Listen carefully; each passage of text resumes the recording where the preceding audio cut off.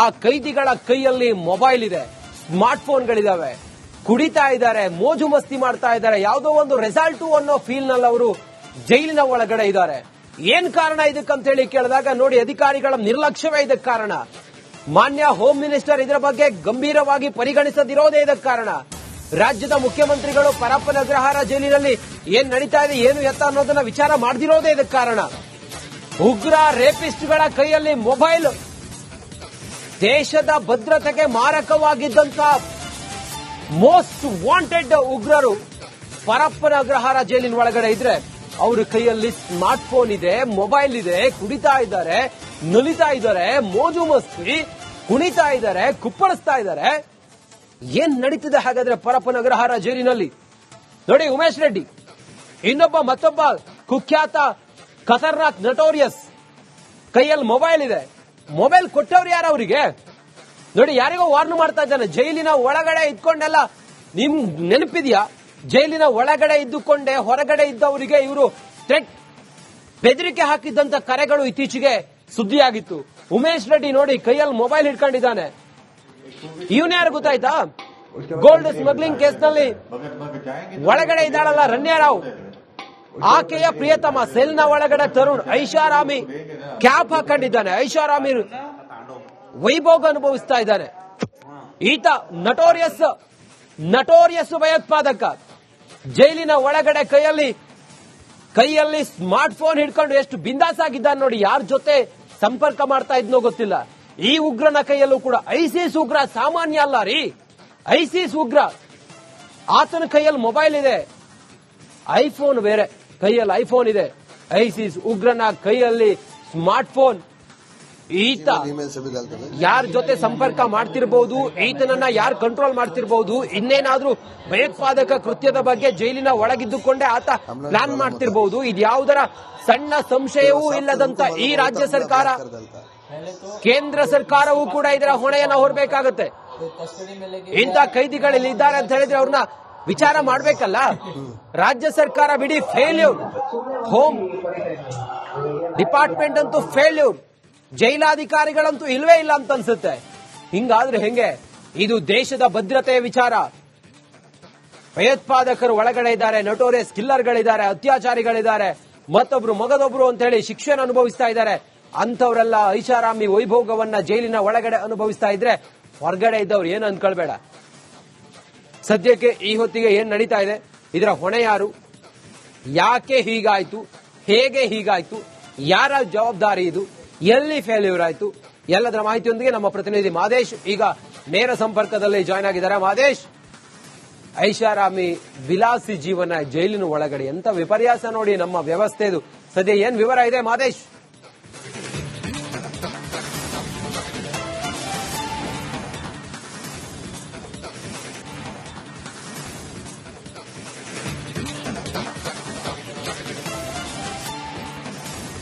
ಖಂಡಿತ ರಂಜಿತ್, ಎಲ್ಲೊಂದ್ ಕಡೆ ಅದು ಪರಪ್ಪನ ಅಗ್ರಹಾರ ಜೈಲ ಅಥವಾ ಯಾವ್ದಾದ್ರು ಲಾಡ್ಜಾ ಅಥವಾ ಒಂದು ಹಾಸ್ಟೆಲ್ ಅನ್ನೋ ಫೀಲ್ ಆಗುತ್ತೆ. ಯಾಕಂದ್ರೆ ಕೈದಿಗಳಾಗಿರ್ಬೋದು, ವಿಚಾರಣಾಧೀನ ಕೈದಿಗಳಾಗಿರ್ಬೋದು, ಸಜಾ ಕೈದಿಗಳಾಗಿರ್ಬೋದು, ಅವರಿಗೆ ಏನೂ ಕೂಡ ಅಲ್ಲಿ ಕೊರತೆ ಇಲ್ಲ ಅನ್ನೋಂಥದ್ದು ಮೇಲ್ನೋಟಕ್ಕೆ ಈ ವಿಡಿಯೋಗಳನ್ನ ನೋಡಿದ್ರೆ ಗೊತ್ತಾಗುತ್ತೆ. ಗುಂಡು ತುಂಡು ಸಿಕ್ತಿನ ಒಳಗಡೆ ಅಂದ್ರೆ ನಿಜಕ್ಕೂ ಕೂಡ ಜೈಲಾಧಿಕಾರಿಗಳು ಏನ್ ಮಾಡ್ತಿದ್ದಾರೆ, ನಿಜಕ್ಕೂ ಕೂಡ ಅವರೆಲ್ಲ ದುಡ್ಡು ಕೊರತೆ ಇಲ್ಲ ಅನ್ನುವಂಥದ್ದು ಮೇಲ್ನೋಟಕ್ಕೆ ಈ ವಿಡಿಯೋಗಳನ್ನ ನೋಡಿದ್ರೆ ಗೊತ್ತಾಗುತ್ತೆ. ಗುಂಡು ತುಂಡು ಸಿಗ್ತಿದೆ ಒಳಗಡೆ ಅಂದ್ರೆ ನಿಜಕ್ಕೂ ಕೂಡ ಜೈಲಾಧಿಕಾರಿಗಳು ಏನ್ ಮಾಡ್ತಿದ್ದಾರೆ, ನಿಜಕ್ಕೂ ಕೂಡ ಅವರೆಲ್ಲ ದುಡ್ಡು ಮಾರಾಟ ಆಗಿದ್ದಾರೆ ಅಂತಂದ್ರೆ ತಪ್ಪಾಗ್ಲಿಕ್ಕಿಲ್ಲ. ಯಾಕಂದ್ರೆ ಇಷ್ಟೆಲ್ಲ ಆಗ್ತಿದ್ರು ಕೂಡ ಯಾಕೆ ಅವರು ಈ ರೀತಿಯಾಗಿ ನಿರ್ಲಕ್ಷ್ಯನ ವಹಿಸ್ತಿದ್ದಾರೆ? ಒಂದೇ ಒಂದ್ ಕಾರಣ, ದುಡ್ಡು. ಅದ್ರಲ್ಲೂ ಕೂಡ ಒಳಗಡೆ ಇರುವಂತವ್ರೇನು ಒಳ್ಳೆಯವರಾ? ಎಲ್ಲರೂ ಕೂಡ ಪಾತಕಿಗಳೇ, ಎಲ್ಲರೂ ಕೂಡ ಒಂದಲ್ಲ ಒಂದು ಕ್ರಿಮಿನಲ್ ಕೇಸ್ ಇದ್ದವ್ರೆ, ಎಲ್ಲರೂ ಕೂಡ ಒಂದಲ್ಲ ಒಂದು ದೊಡ್ಡ ದೊಡ್ಡ ಕೇಸ್ನಲ್ಲಿ ಭಾಗಿಯಾಗಿದ್ದವ್ರೆ. ಎಲ್ಲಾ ರೀತಿಯಾದಂತಹ ಕೈದಿಗಳು ಒಳಗಡೆ ಇದ್ದಾರೆ. ಬಾಂಬ್ ಕೇಸ್ನಲ್ಲಿ ಅರೆಸ್ಟ್ ಆಗೋದವರಿದ್ದಾರೆ, ಕೊಲೆ ಕೇಸ್ಗಳಲ್ಲಿ ಅರೆಸ್ಟ್ ಆಗೋದಿದ್ದಾರೆ, ದೊಡ್ಡ ದೊಡ್ಡ ರೌಡಿಸಂನವರು ಮಾಡಿದವರಂತವರೆಲ್ಲ ಒಳಗಡೆ ಇದ್ದಾರೆ. ಅಂತವರ ದುಡ್ಡಿನಾಸೆಗೆ ಜೈಲಾಧಿಕಾರಿಗಳು ಎಲ್ಲೋ ಒಂದು ಕಡೆ ಕಣ್ಮುಚ್ಚಿ ಕುಳಿತಿದ್ದಾರೆ ಅನ್ನುವಂಥದ್ದು ಮೇಲ್ನೋಟಕ್ಕೆ ಗೊತ್ತಾಗ್ತಿದೆ. ಅದರಲ್ಲೂ ಕೂಡ ಈ ಒಂದು ವಿಡಿಯೋ ಇದೆಯಲ್ಲ, ಒಳಗಡೆ ಹಾಸ್ಟೆಲ್ನಲ್ಲಿ ಮಜಾ ಮಾಡುವಂತ ಸಂದರ್ಭದಲ್ಲಿ ಯಾವ ರೀತಿ ಸ್ಟೂಡೆಂಟ್ಗಳು ತೆಗೆದುಕೊಳ್ತಾರಲ್ಲ, ಅದೇ ರೀತಿಯಾಗಿ ಒಳಗಡೆ ಇದ್ದಂತ ಕೈದಿಗಳು ತಮ್ಮ ಪಾರ್ಟಿ ಮಾಡುವಂತ ಸಂದರ್ಭದಲ್ಲಿ, ಎಣ್ಣೆ ಹೊಡೆಯುವಂತ ಸಂದರ್ಭದಲ್ಲಿ, ಡ್ಯಾನ್ಸ್ ಮಾಡುವಂತ ಸಂದರ್ಭದಲ್ಲಿ ವಿಡಿಯೋ ಒಂದನ್ನ ತೆಗೆದು ಹೊರಗಡೆ ಕಳಿಸಿದ್ದಾರೆ. ಅಂದ್ರೆ ನಿಜಕ್ಕೂ ಕೂಡ ಜೈಲಾಧಿಕಾರಿಗಳು ಏನ್ ಮಾಡ್ತಿದ್ದಾರೆ ಅನ್ನುವಂಥದ್ದನ್ನ ಪ್ರಶ್ನೆ ಮಾಡಲೇಬೇಕಿದೆ. ಯಾಕಂದ್ರೆ ಹೊರಗಡೆ ಇರುವಂತಹ ಒಂದು ಜೀವನಕ್ಕೂ ಒಳಗಡೆ ಇರುವಂತಹ ಜೀವನಕ್ಕೂ ತುಂಬಾ ಡಿಫರೆನ್ಸ್ ಇರಬೇಕಾಗುತ್ತೆ. ಆದ್ರೆ ಇದನ್ನ ನೋಡಿದ್ರೆ ಜೈಲಿನಲ್ಲೂ ಕೂಡ ಏನ್ ವ್ಯತ್ಯಾಸ ಇಲ್ಲ ಅನ್ಸುತ್ತೆ. ಯಾಕಂದ್ರೆ ಬೇಕಾಗದ್ ಸಿಗ್ತಿದೆ, ಅಲ್ಲಿ ಗುಂಡು ಸಿಗ್ತಿದೆ, ತುಂಡು ಸಿಗ್ತಿದೆ, ಓಡಾಟ ಸಿಗ್ತಿದೆ, ಮೊಬೈಲ್ ಸಿಗ್ತಿದೆ, ಹೆಣ್ಣು ಅಂದ್ಬಿಟ್ರೆ ಮಿಕ್ಕಿದ ಎಲ್ಲವೂ ಕೂಡ ಅಲ್ಲಿ ಸಿಗ್ತಿದೆ ಅನ್ನೋಂಥದ್ದು ಮೇಲ್ನೋಟಕ್ಕೆ ಗೊತ್ತಾಗ್ತಿದೆ. ಆದ್ರೆ ಅಧಿಕಾರಿಗಳು ಅದೇನ್ ಜೈಲಾಗಿ ಇಟ್ಕೊಂಡಿದಾರಾ ಅಥವಾ ಯಾವ್ದಾದ್ರು ಲಾಡ್ಜ್ ತರ ಅದನ್ನ ಮೇಂಟೈನ್ ಮಾಡ್ತಿದಾರಾ ಅನ್ನೋಂಥದ್ದು ಪ್ರಶ್ನೆ ಮಾಡಲೇಬೇಕಿದೆ. ಒಂದಲ್ಲ ಒಂದು ವಿಡಿಯೋಗಳು ಬ್ಯಾಕ್ ಟು ಬ್ಯಾಕ್ ಹೊರಗಡೆ ಬರ್ತಿದೆ. ಆದ್ರೆ ಹಿರಿಯ ಅಧಿಕಾರಿಗಳು ಏನ್ ಮಾಡ್ತಿದ್ದಾರೆ, ಪ್ರತಿ ಬಾರಿಯೂ ಕೂಡ ಹೋದ್ರು, ಇನ್ಫೆಕ್ಷನ್ ಮಾಡಿದ್ರು, ಅಲ್ಲೇನು ಸಿಗ್ಲಿಲ್ಲ ಅಂತಾರೆ, ಕೆಲವೊಂದು ಸಿಕ್ತು ಅಂತಾರೆ, ಅವ್ರನ್ನ ಇದ್ ಮಾಡಿದ್ವಿ ಅಂತಾರೆ, ಇವ್ರನ್ನ ಇದ್ ಮಾಡಿದ್ವಿ ಅಂತಾರೆ. ಆದ್ರೆ ಕಳೆದ ಬಾರಿ ಅಂದ್ರೆ ಒಂದು ವರ್ಷದ ಹಿಂದೆ ದರ್ಶನ್ ಜೈಲಿನಲ್ಲಿ ಇದ್ದಂತ ಸಂದರ್ಭದಲ್ಲಿ ಈ ರೀತಿಯಾಗಿ ರಾಜತಿಥ್ಯ ಆಯ್ತು ಅಂತೇಳಿ ದೊಡ್ಡದಾಗಿ ಸುದ್ದಿ ಆಗಿತ್ತು. ಜೈಲಾಧಿಕಾರಿಗಳ ಮೇಲೆ ಎಫ್ಐಆರ್ ಕೂಡ ದಾಖಲಾಗಿತ್ತು. ಅದಾದ್ಮೇಲೆ ಈ ಒಂದು ಪ್ರಕರಣವನ್ನ, ಈ ರೀತಿಯಾದಂತಹ ಒಂದಷ್ಟು ವಿಚಾರಗಳನ್ನ ಸುಪ್ರೀಂ ಕೋರ್ಟ್ ಕೂಡ ಗಂಭೀರವಾಗಿ ಪರಿಗಣಿಸುವಂತ ಕೆಲಸವನ್ನ ಮಾಡಿತ್ತು. ಜೊತೆಗೆ ವಾರ್ನ್ ಮಾಡಿತ್ತು. ಏನಂತ, ಈ ರೀತಿಯಾಗಿ ಯಾವುದೇ ಒಂದು ವಿಚಾರ ಹೊರಗಡೆ ಬಂದ್ರೆ ನೇರವಾಗಿ ಅಲ್ಲಿದ್ದಂತವರನ್ನ, ಅಧಿಕಾರಿಗಳನ್ನ ಸಸ್ಪೆಂಡ್ ಮಾಡ್ತೀನಿ, ಜೊತೆಗೆ ಸುಪ್ರೀಂ ಕೋರ್ಟ್ ವರೆಗೂ ಕೂಡ ಕಳಿಸ್ತೀವಿ ಅಂತೇಳಿ ಸುಪ್ರೀಂ ಕೋರ್ಟ್ ವಾರ್ನ್ ಮಾಡುವಂತ ಕೆಲಸವನ್ನು ಮಾಡಿತ್ತು. ಅದಾದ್ರೂ ಕೂಡ ಎಲ್ಲೊಂದ್ ಕಡೆ ಜೈಲಾಧಿಕಾರಿಗಳು ಅಲ್ಲಿನ ಹಣದ ಆಸೆಗೆ ಅಂತೀರಾ ಅಥವಾ ಅವರ ನಿರ್ಲಕ್ಷ್ಯ ಏನಂತೀರಾ, ಈ ರೀತಿಯಾದಂತಹ ಪರಿಸ್ಥಿತಿ ಅಲ್ಲಿ ಇನ್ನೂ ಕೂಡ ಇದೆ. ಒಳಗಡೆ ಜಾಲಿಯಾಗಿ ಕೈದಿಗಳು ಓಡಾಡ್ತಿದ್ದಾರೆ, ಜಾಲಿಯಾಗಿ ಜೀವನವನ್ನ ಮಾಡ್ತಿದ್ದಾರೆ ಅನ್ನುವಂಥದ್ದು ಕಣ್ಣಿಗೆಲ್ಲ ಆ ಒಂದು ವಿಡಿಯೋ ಫುಟೇಜ್ ಗಳಿರುವಂತಹ ವಿಡಿಯೋದಲ್ಲಿರುವಂತಹ ಅದೇ ಅಲ್ಲಿರುವಂತಹ ಆರೋಪಿಗಳು, ಕೈದಿಗಳು ಓಡಾಡ್ತಿರೋದು, ಪಾರ್ಟಿ ಮಾಡ್ತಿರೋದು ಎಲ್ಲವೂ ಕೂಡ ದೃಶ್ಯಗಳು ಇಲ್ಲಿ ಸಾಕ್ಷಿಗಳಾಗಿದ್ದಾವೆ ಅಂದ್ರೆ ತಪ್ಪಾಗ್ಲಿಕ್ಕಿಲ್ಲ. ಈ ಒಂದು ವಿಚಾರಕ್ಕೆ ಸಂಬಂಧಪಟ್ಟಂತೆ ಸರ್ಕಾರವನ್ನ ಕೇಳಿದ್ರೆ, ಅಂದ್ರೆ ಗೃಹ ಇಲಾಖೆಯನ್ನ ಕೇಳಿದ್ರೆ ಏನಂತಾರೆ, ಕ್ರಮವನ್ನ ವಹಿಸ್ತೇವೆ, ಅವ್ರ ವಿರುದ್ಧ ಕ್ರಮ ಜರುಗಿಸ್ತೇವೆ ಅಂತವ್ರೆ. ಅಲ್ರಿ, ಇಷ್ಟು ವರ್ಷಗಳಿಂದ ಕೂಡ ಈ ರೀತಿ ಆಗ್ತಿದೆ. ಒಂದು ಕಟ್ಟುನಿಟ್ಟಿನ ಒಂದು ಕ್ರಮವನ್ನ ವಹಿಸೋದಕ್ಕೆ ಆ ರೀತಿಯಾಗಿ ವಿಡಿಯೋ ವೈರಲ್ ಆದ್ಮೇಲೆ ಕ್ರಮ ವಹಿಸಬೇಕು. ಅದಕ್ಕೂ ಮುಂಚೆ ಒಳಗಡೆ ಏನೆಲ್ಲ ಕಟ್ಟುನಿಟ್ಟಿನ ಕ್ರಮಗಳನ್ನ ಕೈಗೊಳ್ಳಬೇಕು ಅದನ್ನ ಮಾತ್ರ ಮಾಡೋದಿಲ್ಲ. ಆದ್ರೆ ಯಾವಾಗ ಮಾಧ್ಯಮಗಳು ಸುದ್ದಿ ಮಾಡುತ್ತೆ, ಯಾವಾಗ ಮಾಧ್ಯಮಗಳು ಪ್ರಶ್ನೆ ಮಾಡುತ್ತೆ, ಆಗ ಮಾತ್ರ ಅಧಿಕಾರಿಗಳಾಗಿರ್ಬೋದು, ಸರ್ಕಾರ ಆಗಿರ್ಬೋದು, ಗೃಹ ಇಲಾಖೆ ಆಗಿರ್ಬೋದು, ಆಗ ಮಾತ್ರ ಎಚ್ಚೆತ್ಕೊಳ್ಳೋದು ಯಾಕೆ? ಅದಕ್ಕಿಂತಲೂ ಮುಂಚೆ ಟೈಟ್ ಆಗಿ ಬಿಗಿಯಾಗಿ ಆ ಒಂದು ತಮ್ಮ ಕೆಲಸವನ್ನ ಯಾಕೆ ಅಧಿಕಾರಿಗಳು ಮಾಡೋದಿಲ್ಲ? ಹಾಗಾದ್ರೆ ಒಳಗಡೆ ಇರುವಂತ ಜೈಲಾಧಿಕಾರಿಗಳು ಕಂಪ್ಲೀಟ್ ಆಗಿ ಈ ಹಣದಾಸೆಗೆ ಮಾರು ಹೋಗಿದಾರಾ? ಅಲ್ಲಿರುವಂತ ರೌಡಿ ಶೀಟರ್ಗಳು, ಕೊಲೆಗಡಕರು, ಮತ್ತೆ ಬಾಂಬ್ ಇಟ್ಟಂತ ಟೆರರಿಸ್ಟ್ಗಳಿಗೆ ಅವರು ದುಡ್ಡನ್ನ ಇಸ್ಕೊಂಡು ಈ ರೀತಿಯಾಗಿ ಹೆಲ್ಪ್ ಮಾಡ್ತಿದ್ದಾರೆ ಅಂದ್ರೆ ನಿಜಕ್ಕೂ ಕೂಡ ಇದು ನಾಚಿಕೆಗೇಡು ಅಂತಂದ್ರೆ ತಪ್ಪಾಗ್ಲಿಕ್ಕಿಲ್ಲ. ಅಧಿಕಾರಿಗಳಿಗೆ ಶೇಮ್ ಆಗ್ಬೇಕು. ಯಾಕಂದ್ರೆ ಅಲ್ಲಿ ಬಂದಿರೋಂತವ್ರಿಗೆ ಯಾರ್ರಿ ಒಳಗಡೆ ಥ್ಯಾಂಕ್ ಯು ನಿಮ್ಮೆಲ್ಲ ಮಾಹಿತಿಗಾಗಿ ಮಾದೇಶ್. ಆ ಕೈದಿಗಳ ಕೈಯಲ್ಲಿ ಮೊಬೈಲ್ ಇದೆ, ಸ್ಮಾರ್ಟ್ ಫೋನ್ಗಳಿದಾವೆ, ಕುಡಿತಾ ಇದ್ದಾರೆ, ಮೋಜು ಮಸ್ತಿ ಮಾಡ್ತಾ ಇದ್ದಾರೆ, ಯಾವುದೋ ಒಂದು ರೆಸಾರ್ಟ್ ಅನ್ನೋ ಫೀಲ್ ನಲ್ಲಿ ಅವರು ಜೈಲಿನ ಒಳಗಡೆ ಇದ್ದಾರೆ. ಏನ್ ಕಾರಣ ಇದಕ್ಕಂತ ಹೇಳಿ ಕೇಳಿದಾಗ ನೋಡಿ, ಅಧಿಕಾರಿಗಳ ನಿರ್ಲಕ್ಷ್ಯವೇ ಇದಕ್ಕೆ ಕಾರಣ. ಮಾನ್ಯ ಹೋಮ್ ಮಿನಿಸ್ಟರ್ ಇದರ ಬಗ್ಗೆ ಗಂಭೀರವಾಗಿ ಪರಿಗಣಿಸದಿರೋದೇ ಇದಕ್ಕೆ ಕಾರಣ. ರಾಜ್ಯದ ಮುಖ್ಯಮಂತ್ರಿಗಳು ಪರಪ್ಪನ ಅಗ್ರಹಾರ ಜೈಲಿನಲ್ಲಿ ಏನ್ ನಡೀತಾ ಇದೆ, ಏನು ಎತ್ತ ಅನ್ನೋದನ್ನ ವಿಚಾರ ಮಾಡದಿರೋದೇ ಇದಕ್ಕೆ ಕಾರಣ. ಉಗ್ರ ರೇಪಿಸ್ಟ್ಗಳ ಕೈಯಲ್ಲಿ ಮೊಬೈಲ್, ದೇಶದ ಭದ್ರತೆಗೆ ಮಾರಕವಾಗಿದ್ದಂತ ಮೋಸ್ಟ್ ವಾಂಟೆಡ್ ಉಗ್ರರು ಪರಪ್ಪನ ಅಗ್ರಹಾರ ಜೈಲಿನ ಒಳಗಡೆ ಇದ್ರೆ ಅವ್ರ ಕೈಯಲ್ಲಿ ಸ್ಮಾರ್ಟ್ ಫೋನ್ ಇದೆ, ಮೊಬೈಲ್ ಇದೆ, ಕುಡಿತಾ ಇದ್ದಾರೆ, ನಲಿತಾ ಇದ್ದಾರೆ, ಮೋಜು ಮಸ್ತಿ, ಕುಣಿತಾ ಇದ್ದಾರೆ, ಕುಪ್ಪಳಿಸ್ತಾ ಇದ್ದಾರೆ. ಏನ್ ನಡೀತಿದೆ ಹಾಗಾದ್ರೆ ಪರಪ್ಪನ ಅಗ್ರಹಾರ ಜೈಲಿನಲ್ಲಿ? ನೋಡಿ, ಉಮೇಶ್ ರೆಡ್ಡಿ ಮತ್ತೊಬ್ಬ ಕುಖ್ಯಾತ ಖತರ್ನಾಕ್ ನಟೋರಿಯಸ್ ಕೈಯಲ್ಲಿ ಮೊಬೈಲ್ ಇದೆ. ಮೊಬೈಲ್ ಕೊಟ್ಟವ್ರು ಯಾರು ಅವರಿಗೆ? ನೋಡಿ, ಯಾರಿಗೋ ವಾರ್ನ್ ಮಾಡ್ತಾ ಇದ್ದಾನೆ. ಜೈಲಿನ ಒಳಗಡೆ ಇದ್ಕೊಂಡೆಲ್ಲ ನಿಮ್ ನೆನಪಿದ್ಯಾ? ಜೈಲಿನ ಒಳಗಡೆ ಇದ್ದುಕೊಂಡೆ ಹೊರಗಡೆ ಇದ್ದವರಿಗೆ ಇವರು ಬೆದರಿಕೆ ಹಾಕಿದ್ದಂತ ಕರೆಗಳು ಇತ್ತೀಚೆಗೆ ಸುದ್ದಿಯಾಗಿತ್ತು. ಉಮೇಶ್ ರೆಡ್ಡಿ ನೋಡಿ ಕೈಯಲ್ಲಿ ಮೊಬೈಲ್ ಹಿಡ್ಕೊಂಡಿದ್ದಾನೆ. ಇವನ್ ಯಾರು ಗೊತ್ತಾಯ್ತಾ? ಗೋಲ್ಡ್ ಸ್ಮಗ್ಲಿಂಗ್ ಕೇಸ್ನಲ್ಲಿ ಒಳಗಡೆ ಇದ್ದಾಳಲ್ಲ ರಣ್ಯಾ ರಾವ್, ಆಕೆಯ ಪ್ರಿಯತಮ ಸೆಲ್ನ ಒಳಗಡೆ ತರುಣ್ ಐಷಾರಾಮಿ ಕ್ಯಾಪ್ ಹಾಕೊಂಡಿದ್ದಾನೆ. ಐಷಾರಾಮಿ ವೈಭೋಗ ಅನುಭವಿಸ್ತಾ ಇದ್ದಾನೆ. ಈತ ನಟೋರಿಯಸ್ ಭಯೋತ್ಪಾದಕ ಜೈಲಿನ ಒಳಗಡೆ ಕೈಯಲ್ಲಿ ಸ್ಮಾರ್ಟ್ ಫೋನ್ ಹಿಡ್ಕೊಂಡು ಎಷ್ಟು ಬಿಂದಾಸ್ ಆಗಿದ್ದಾನೆ ನೋಡಿ. ಯಾರ ಜೊತೆ ಸಂಪರ್ಕ ಮಾಡ್ತಾ ಇದ್ನೋ ಗೊತ್ತಿಲ್ಲ.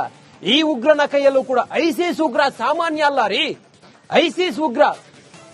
ಆತನ ಕೈಯಲ್ಲಿ ಮೊಬೈಲ್ ಇದೆ, ಐಫೋನ್ ಬೇರೆ, ಕೈಯಲ್ಲಿ ಐಫೋನ್ ಇದೆ.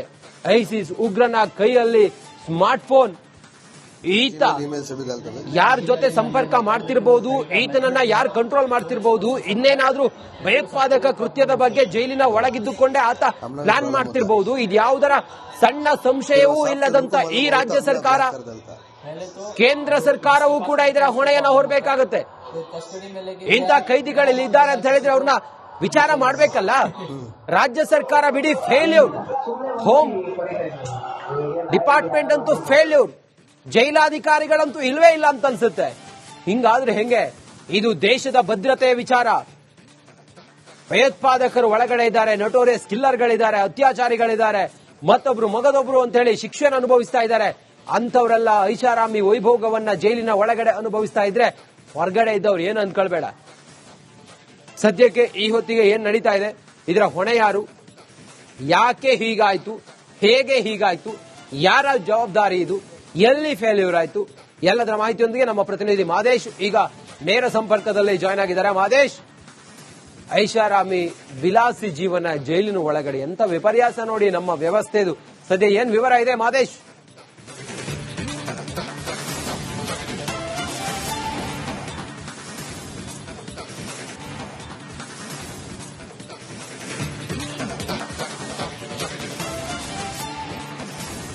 ಖಂಡಿತ ರಂಜಿತ್, ಎಲ್ಲೊಂದ್ ಕಡೆ ಅದು ಪರಪ್ಪನಗರ ಜೈಲ ಅಥವಾ ಯಾವ್ದಾದ್ರು ಲಾಡ್ಜಾ ಅಥವಾ ಒಂದು ಹಾಸ್ಟೆಲ್ ಅನ್ನೋ ಫೀಲ್ ಆಗುತ್ತೆ. ಯಾಕಂದ್ರೆ ಕೈದಿಗಳಾಗಿರ್ಬೋದು, ವಿಚಾರಣಾಧೀನ ಕೈದಿಗಳಾಗಿರ್ಬೋದು, ಸಜಾ ಕೈದಿಗಳಾಗಿರ್ಬೋದು, ಅವರಿಗೆ ಏನೂ ಕೂಡ ಅಲ್ಲಿ ಕೊರತೆ ಇಲ್ಲ ಅನ್ನೋಂಥದ್ದು ಮೇಲ್ನೋಟಕ್ಕೆ ಈ ವಿಡಿಯೋಗಳನ್ನ ನೋಡಿದ್ರೆ ಗೊತ್ತಾಗುತ್ತೆ. ಗುಂಡು ತುಂಡು ಸಿಕ್ತಿನ ಒಳಗಡೆ ಅಂದ್ರೆ ನಿಜಕ್ಕೂ ಕೂಡ ಜೈಲಾಧಿಕಾರಿಗಳು ಏನ್ ಮಾಡ್ತಿದ್ದಾರೆ, ನಿಜಕ್ಕೂ ಕೂಡ ಅವರೆಲ್ಲ ದುಡ್ಡು ಕೊರತೆ ಇಲ್ಲ ಅನ್ನುವಂಥದ್ದು ಮೇಲ್ನೋಟಕ್ಕೆ ಈ ವಿಡಿಯೋಗಳನ್ನ ನೋಡಿದ್ರೆ ಗೊತ್ತಾಗುತ್ತೆ. ಗುಂಡು ತುಂಡು ಸಿಗ್ತಿದೆ ಒಳಗಡೆ ಅಂದ್ರೆ ನಿಜಕ್ಕೂ ಕೂಡ ಜೈಲಾಧಿಕಾರಿಗಳು ಏನ್ ಮಾಡ್ತಿದ್ದಾರೆ, ನಿಜಕ್ಕೂ ಕೂಡ ಅವರೆಲ್ಲ ದುಡ್ಡು ಮಾರಾಟ ಆಗಿದ್ದಾರೆ ಅಂತಂದ್ರೆ ತಪ್ಪಾಗ್ಲಿಕ್ಕಿಲ್ಲ. ಯಾಕಂದ್ರೆ ಇಷ್ಟೆಲ್ಲ ಆಗ್ತಿದ್ರು ಕೂಡ ಯಾಕೆ ಅವರು ಈ ರೀತಿಯಾಗಿ ನಿರ್ಲಕ್ಷ್ಯನ ವಹಿಸ್ತಿದ್ದಾರೆ?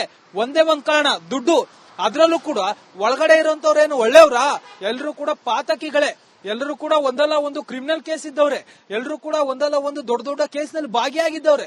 ಎಲ್ಲಾ ರೀತಿಯಾದಂತ ಕೈದಿಗಳು ಒಳಗಡೆ ಇದ್ದಾರೆ. ಬಾಂಬ್ ಕೇಸ್ ನಲ್ಲಿ ಅರೆಸ್ಟ್ ಆಗೋದವರಿದ್ದಾರೆ, ಕೊಲೆ ಕೇಸ್ಗಳಲ್ಲಿ ಅರೆಸ್ಟ್ ಆಗೋದಿದ್ದಾರೆ, ದೊಡ್ಡ ದೊಡ್ಡ ರೌಡಿಸಂನವರು ಮಾಡಿದವರಂತವರೆಲ್ಲ ಒಳಗಡೆ ಇದ್ದಾರೆ. ಅಂತವರ ದುಡ್ಡಿನಾಸೆಗೆ ಜೈಲಾಧಿಕಾರಿಗಳು ಎಲ್ಲೋ ಒಂದು ಕಡೆ ಕಣ್ಮುಚ್ಚಿ ಕುಳಿತಿದ್ದಾರೆ ಅನ್ನುವಂಥದ್ದು ಮೇಲ್ನೋಟಕ್ಕೆ ಗೊತ್ತಾಗ್ತಿದೆ. ಅದರಲ್ಲೂ ಕೂಡ ಈ ಒಂದು ವಿಡಿಯೋ ಇದೆಯಲ್ಲ, ಒಳಗಡೆ ಹಾಸ್ಟೆಲ್ ನಲ್ಲಿ ಮಜಾ ಮಾಡುವಂತ ಸಂದರ್ಭದಲ್ಲಿ ಯಾವ ರೀತಿ ಸ್ಟೂಡೆಂಟ್ಗಳು ತೆಗೆದುಕೊಳ್ತಾರಲ್ಲ, ಅದೇ ರೀತಿಯಾಗಿ ಒಳಗಡೆ ಇದ್ದಂತ ಕೈದಿಗಳು ತಮ್ಮ ಪಾರ್ಟಿ ಮಾಡುವಂತ ಸಂದರ್ಭದಲ್ಲಿ, ಎಣ್ಣೆ ಹೊಡೆಯುವಂತ ಸಂದರ್ಭದಲ್ಲಿ, ಡ್ಯಾನ್ಸ್ ಮಾಡುವಂತ ಸಂದರ್ಭದಲ್ಲಿ ವಿಡಿಯೋ ಒಂದನ್ನ ತೆಗೆದು ಹೊರಗಡೆ ಕಳಿಸಿದ್ದಾರೆ. ಅಂದ್ರೆ ನಿಜಕ್ಕೂ ಕೂಡ ಜೈಲಾಧಿಕಾರಿಗಳು ಏನ್ ಮಾಡ್ತಿದ್ದಾರೆ ಅನ್ನುವಂಥದ್ದನ್ನ ಪ್ರಶ್ನೆ ಮಾಡಲೇಬೇಕಿದೆ. ಯಾಕಂದ್ರೆ ಹೊರಗಡೆ ಇರುವಂತಹ ಒಂದು ಜೀವನಕ್ಕೂ ಒಳಗಡೆ ಇರುವಂತಹ ಜೀವನಕ್ಕೂ ತುಂಬಾ ಡಿಫರೆನ್ಸ್ ಇರಬೇಕಾಗುತ್ತೆ. ಆದ್ರೆ ಇದನ್ನ ನೋಡಿದ್ರೆ ಜೈಲಿನಲ್ಲೂ ಕೂಡ ಏನ್ ವ್ಯತ್ಯಾಸ ಇಲ್ಲ ಅನ್ಸುತ್ತೆ. ಯಾಕಂದ್ರೆ ಬೇಕಾದ ಸಿಗ್ತಿದೆ, ಅಲ್ಲಿ ಗುಂಡು ಸಿಗ್ತಿದೆ, ತುಂಡು ಸಿಗ್ತಿದೆ, ಓಡಾಟ ಸಿಗ್ತಿದೆ, ಮೊಬೈಲ್ ಸಿಗ್ತಿದೆ, ಹೆಣ್ಣೊಂದ್ ಬಿಟ್ರೆ ಮಿಕ್ಕಿದ ಎಲ್ಲವೂ ಕೂಡ ಅಲ್ಲಿ ಸಿಗ್ತಿದೆ ಅನ್ನೋಂಥದ್ದು ಮೇಲ್ನೋಟಕ್ಕೆ ಗೊತ್ತಾಗ್ತಿದೆ. ಆದ್ರೆ ಅಧಿಕಾರಿಗಳು ಅದೇನ್ ಜೈಲಾಗಿ ಇಟ್ಕೊಂಡಿದಾರಾ ಅಥವಾ ಯಾವ್ದಾದ್ರು ಲಾಡ್ಜ್ ತರ ಅದನ್ನ ಮೇಂಟೈನ್ ಮಾಡ್ತಿದಾರ ಅನ್ನೋಂಥದ್ದು ಪ್ರಶ್ನೆ ಮಾಡಲೇಬೇಕಿದೆ. ಒಂದಲ್ಲ ಒಂದು ವಿಡಿಯೋಗಳು ಬ್ಯಾಕ್ ಟು ಬ್ಯಾಕ್ ಹೊರಗಡೆ ಬರ್ತಿದೆ. ಆದ್ರೆ ಹಿರಿಯ ಅಧಿಕಾರಿಗಳು ಏನ್ ಮಾಡ್ತಿದ್ದಾರೆ, ಪ್ರತಿ ಬಾರಿಯೂ ಕೂಡ ಹೋದ್ರು, ಇನ್ಫೆಕ್ಷನ್ ಮಾಡಿದ್ರು, ಅಲ್ಲಿ ಏನು ಸಿಗ್ಲಿಲ್ಲ ಅಂತಾರೆ, ಕೆಲವೊಂದು ಸಿಕ್ತು ಅಂತಾರೆ, ಅವ್ರನ್ನ ಇದ್ ಮಾಡಿದ್ವಿ ಅಂತಾರೆ, ಇವ್ರನ್ನ ಇದ್ ಮಾಡಿದ್ವಿ ಅಂತಾರೆ. ಆದ್ರೆ ಕಳೆದ ಬಾರಿ ಅಂದ್ರೆ ಒಂದು ವರ್ಷದ ಹಿಂದೆ ದರ್ಶನ್ ಜೈಲಿನಲ್ಲಿ ಇದ್ದಂತ ಸಂದರ್ಭದಲ್ಲಿ ಈ ರೀತಿಯಾಗಿ ರಾಜತಿಥ್ಯ ಆಯ್ತು ಅಂತೇಳಿ ದೊಡ್ಡದಾಗಿ ಸುದ್ದಿ ಆಗಿತ್ತು. ಜೈಲಾಧಿಕಾರಿಗಳ ಮೇಲೆ ಎಫ್ಐಆರ್ ಕೂಡ ದಾಖಲಾಗಿತ್ತು. ಅದಾದ್ಮೇಲೆ ಈ ಒಂದು ಪ್ರಕರಣವನ್ನ, ಈ ರೀತಿಯಾದಂತಹ ಒಂದಷ್ಟು ವಿಚಾರಗಳನ್ನ ಸುಪ್ರೀಂ ಕೋರ್ಟ್ ಕೂಡ ಗಂಭೀರವಾಗಿ ಪರಿಗಣಿಸುವಂತ ಕೆಲಸವನ್ನ ಮಾಡಿತ್ತು. ಜೊತೆಗೆ ವಾರ್ನ್ ಮಾಡಿತ್ತು, ಏನಂತ, ಈ ರೀತಿಯಾಗಿ ಯಾವುದೇ ಒಂದು ವಿಚಾರ ಹೊರಗಡೆ ಬಂದ್ರೆ ನೇರವಾಗಿ ಅಲ್ಲಿದ್ದಂತವರನ್ನ, ಅಧಿಕಾರಿಗಳನ್ನ ಸಸ್ಪೆಂಡ್ ಮಾಡ್ತೀನಿ, ಜೊತೆಗೆ ಸುಪ್ರೀಂ ಕೋರ್ಟ್ ವರ್ಗೂ ಕೂಡ ಕಳಿಸ್ತೀವಿ ಅಂತೇಳಿ ಸುಪ್ರೀಂ ಕೋರ್ಟ್ ವಾರ್ನ್ ಮಾಡುವಂತ ಕೆಲಸವನ್ನು ಮಾಡಿತ್ತು. ಅದಾದ್ರೂ ಕೂಡ ಎಲ್ಲೊಂದ್ ಕಡೆ ಜೈಲಾಧಿಕಾರಿಗಳು ಅಲ್ಲಿನ ಹಣದ ಆಸೆಗೆ ಅಂತೀರಾ ಅಥವಾ ಅವರ ನಿರ್ಲಕ್ಷ್ಯ ಏನಂತೀರಾ, ಈ ರೀತಿಯಾದಂತಹ ಪರಿಸ್ಥಿತಿ ಅಲ್ಲಿ ಇನ್ನೂ ಕೂಡ ಇದೆ. ಒಳಗಡೆ ಜಾಲಿಯಾಗಿ ಕೈದಿಗಳು ಓಡಾಡ್ತಿದ್ದಾರೆ, ಜಾಲಿಯಾಗಿ ಜೀವನವನ್ನ ಮಾಡ್ತಿದ್ದಾರೆ ಅನ್ನುವಂಥದ್ದು ಕಣ್ಣಿಗೆಲ್ಲ ಆ ಒಂದು ವಿಡಿಯೋ ಫುಟೇಜ್ ಗಳಿರುವಂತಹ ವಿಡಿಯೋದಲ್ಲಿರುವಂತಹ ಅದೇ ಅಲ್ಲಿರುವಂತಹ ಆರೋಪಿಗಳು, ಕೈದಿಗಳು ಓಡಾಡ್ತಿರೋದು, ಪಾರ್ಟಿ ಮಾಡ್ತಿರೋದು ಎಲ್ಲವೂ ಕೂಡ ದೃಶ್ಯಗಳು ಇಲ್ಲಿ ಸಾಕ್ಷಿಗಳಾಗಿದ್ದಾವೆ ಅಂದ್ರೆ ತಪ್ಪಾಗ್ಲಿಕ್ಕಿಲ್ಲ. ಈ ಒಂದು ವಿಚಾರಕ್ಕೆ ಸಂಬಂಧಪಟ್ಟಂತೆ ಸರ್ಕಾರವನ್ನ ಕೇಳಿದ್ರೆ, ಅಂದ್ರೆ ಗೃಹ ಇಲಾಖೆಯನ್ನ ಕೇಳಿದ್ರೆ ಏನಂತಾರೆ, ಕ್ರಮವನ್ನ ವಹಿಸ್ತೇವೆ, ಅವ್ರ ವಿರುದ್ಧ ಕ್ರಮ ಜರುಗಿಸ್ತೇವೆ ಅಂತಾರೆ. ಅಲ್ರಿ ಇಷ್ಟು ವರ್ಷಗಳಿಂದ ಕೂಡ ಈ ರೀತಿ ಆಗ್ತಿದೆ. ಒಂದು ಕಟ್ಟುನಿಟ್ಟಿನ ಒಂದು ಕ್ರಮವನ್ನ ವಹಿಸೋದಕ್ಕೆ ಆ ರೀತಿಯಾಗಿ ವಿಡಿಯೋ ವೈರಲ್ ಆದ್ಮೇಲೆ ಕ್ರಮ ವಹಿಸಬೇಕು. ಅದಕ್ಕೂ ಮುಂಚೆ ಒಳಗಡೆ ಏನೆಲ್ಲ ಕಟ್ಟುನಿಟ್ಟಿನ ಕ್ರಮಗಳನ್ನ ಕೈಗೊಳ್ಳಬೇಕು ಅದನ್ನ ಮಾತ್ರ ಮಾಡುದಿಲ್ಲ. ಆದ್ರೆ ಯಾವಾಗ ಮಾಧ್ಯಮಗಳು ಸುದ್ದಿ ಮಾಡುತ್ತೆ, ಯಾವಾಗ ಮಾಧ್ಯಮಗಳು ಪ್ರಶ್ನೆ ಮಾಡುತ್ತೆ, ಆಗ ಮಾತ್ರ ಅಧಿಕಾರಿಗಳಾಗಿರ್ಬೋದು, ಸರ್ಕಾರ ಆಗಿರ್ಬೋದು, ಗೃಹ ಇಲಾಖೆ ಆಗಿರ್ಬೋದು, ಆಗ ಮಾತ್ರ ಎಚ್ಚೆತ್ಕೊಳ್ಳೋದು ಯಾಕೆ? ಅದಕ್ಕಿಂತಲೂ ಮುಂಚೆ ಟೈಟ್ ಆಗಿ ಬಿಗಿಯಾಗಿ ಆ ಒಂದು ತಮ್ಮ ಕೆಲಸವನ್ನ ಯಾಕೆ ಅಧಿಕಾರಿಗಳು ಮಾಡೋದಿಲ್ಲ? ಹಾಗಾದ್ರೆ ಒಳಗಡೆ ಇರುವಂತ ಜೈಲಾಧಿಕಾರಿಗಳು ಕಂಪ್ಲೀಟ್ ಆಗಿ ಈ ಹಣದಾಸೆಗೆ ಮಾರು ಹೋಗಿದಾರಾ?